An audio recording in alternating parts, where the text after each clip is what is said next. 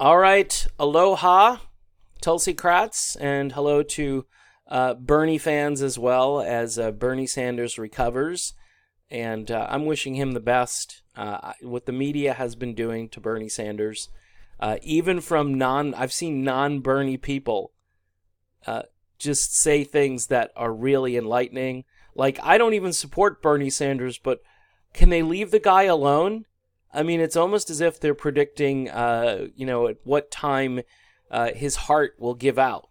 It's just horrible, disgusting, and not surprising. Here we are in the political world in 2019, where progressive commentators are the ones doing damage to their own cause and not understanding big ticket, big picture issues, not doing adequate research when they use their platforms to endorse and then tear down and then say things that aren't true, or say, let's put it this way, they say things that are half true, and then they form like almost like a little cottage industry around the half truths, and then it's another form of tribalism. It's like it's a layer down, but it's still a tribal way of dealing with things, rather than saying, you know what, for instance, Tulsi Gabbard on this Medicare choice thing. I mean, it goes on and on. I'm getting emails from people that emails are supposed to be about my PayPal and so forth, and I'm getting emails over there, people asking me questions, and I did multiple videos on this, and I would, again, refer you to my friend Alan. If you follow me on Twitter, you'll probably see me interact with Alan, who wrote these articles and did just a great job. In fact, I've seen these articles cited now in other platforms or by other people. So I want to just push by that issue because, again, here's the bottom line.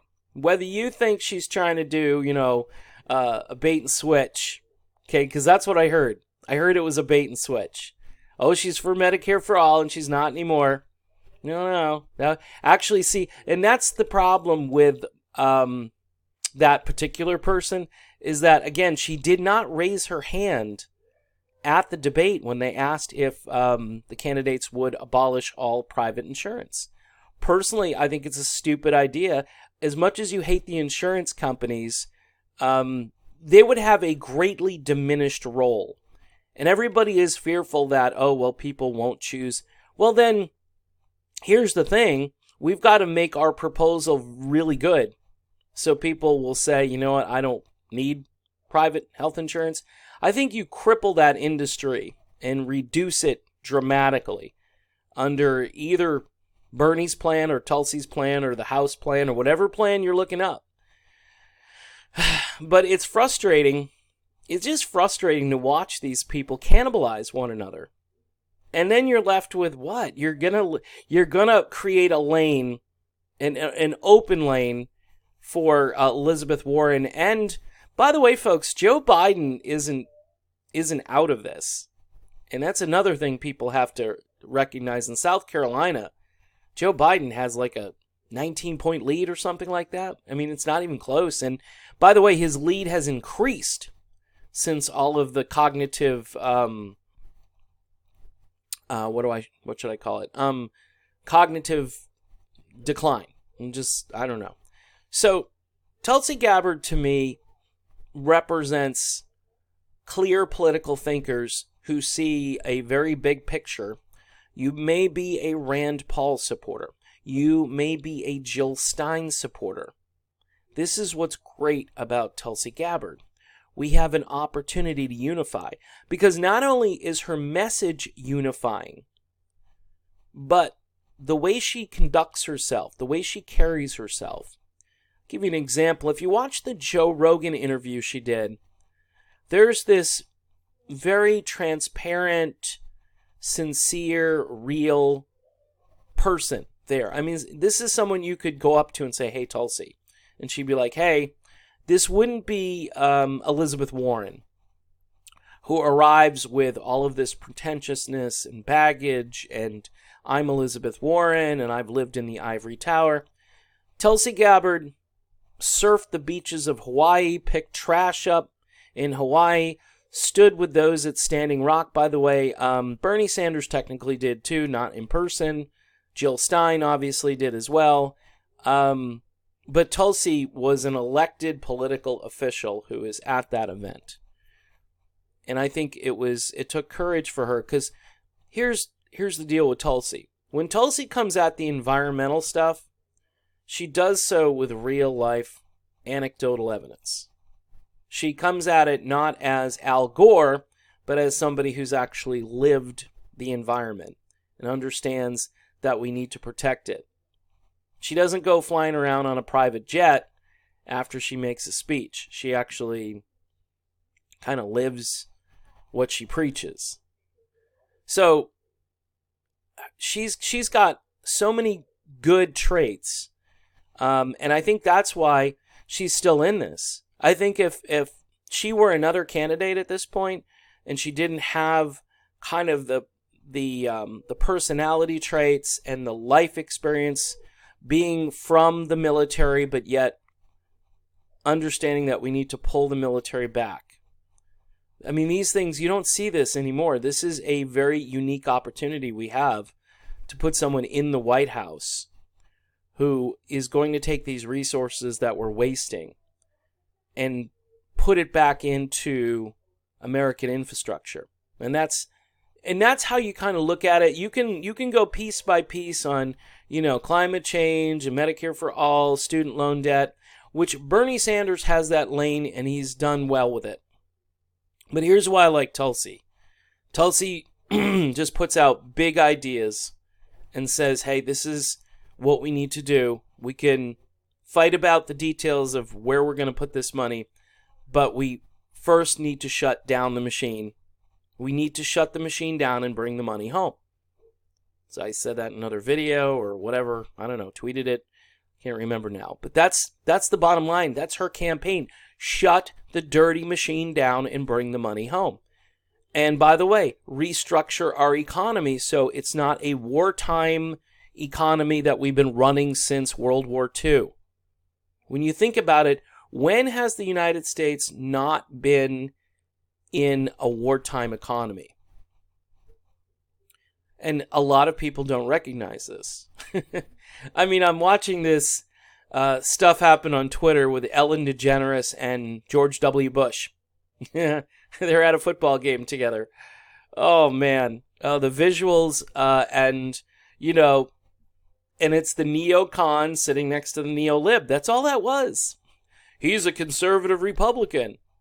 He's not a conservative Republican. There's nothing conservative about George W. Bush if you're a Republican. He's a squishy moderate.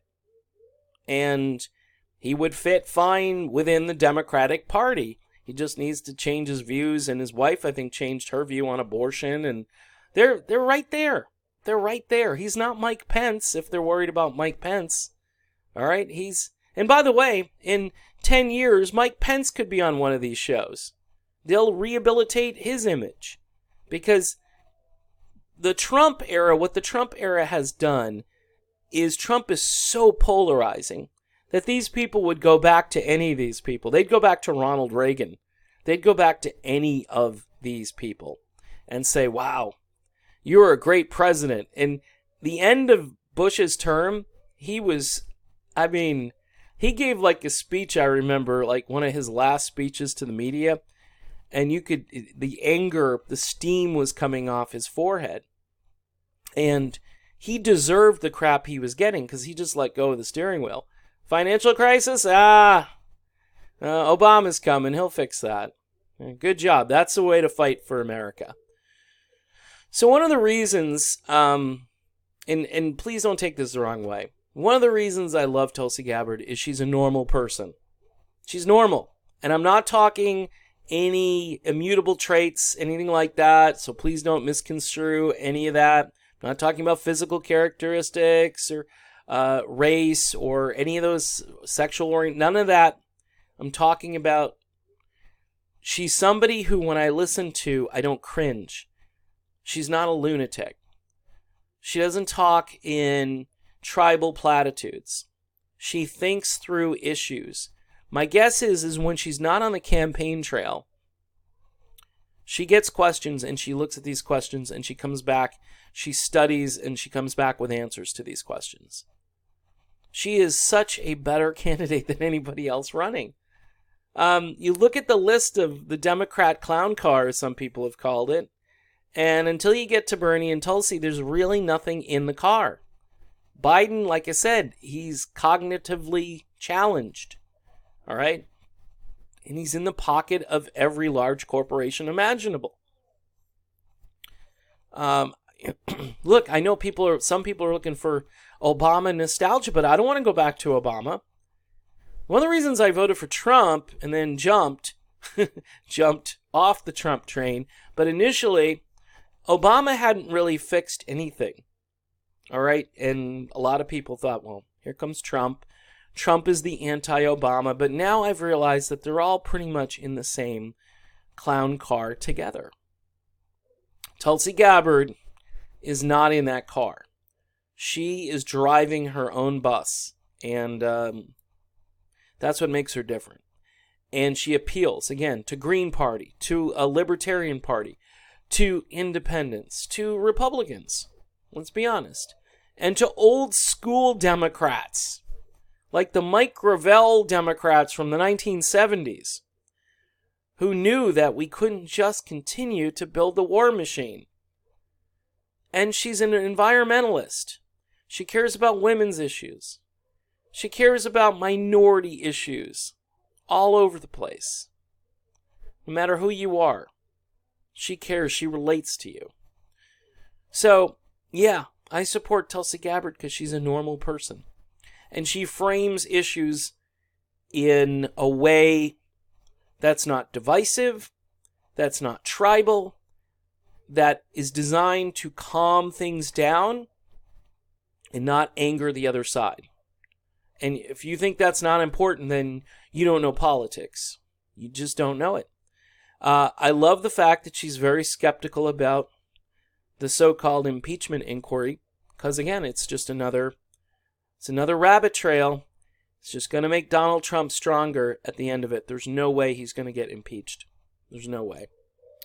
So, in any event, Tulsi here on the campaign trail. Campaign full steam ahead. I think the next debate is you're going to see some serious fireworks going off. And I'm sure she's going to take a good hard look at going after Elizabeth Warren and then KOing Kamala Harris, who's been saying a lot of crazy, just incredibly crazy things. Some of her supporters are just, they're literally Hillary Clinton people from last time around. And the ones that are left anyway, a lot of them have gone over to Warren. And if you're a so-called progressive and you're not worried about all the Hillary people that now support Warren, I mean, it's like the car wreck in slow motion. It's 2016 all over again, and you guys don't even care. You just go, okay, let's do this again. I'll go Green Party if that's what you guys decide to do. I will.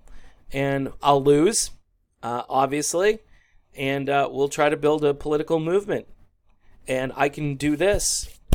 I'm sorry, I'm not going to be a part of the complacency and the mediocrity and doing the same thing over and over again and expecting a different result. I'm not going to do it. All right, done with this video. Be back soon. Thanks for watching. Don't forget, help support me out over on Patreon and PayPal. Patreon logo is up on the right part of the screen. There's a little logo. Click on that. That also is attached to my music channel that I run here on YouTube as well. But it's still me. If you give and you donate, I will say aloha to you, and we can have conversations, private conversations over there. I'm not really big at looking at comments on YouTube and email, even though I make it available. It's primarily for PayPal donations, and you can do one-time donations. I had one yesterday, and again, I'm very grateful to all those folks that even think of doing that. If you don't have a lot of money, the last thing you need to do probably is give to a guy who is running a YouTube channel, but it's much appreciated. It helps pay some of my bills, believe it or not. All right, folks. See you soon.